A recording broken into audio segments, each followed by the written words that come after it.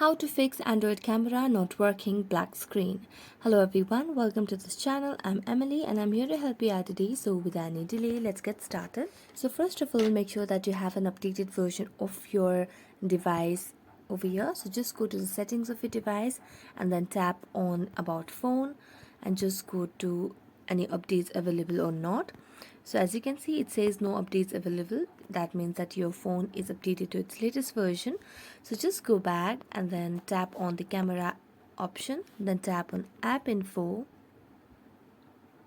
and tap on clear data at the bottom right corner of the screen and then clear cache. Then go to the app permissions and make sure that you have given access to all the options. After that, go to the camera option, and if not it's solving your issue, then you can just reboot your device and you can see your issue being fixed.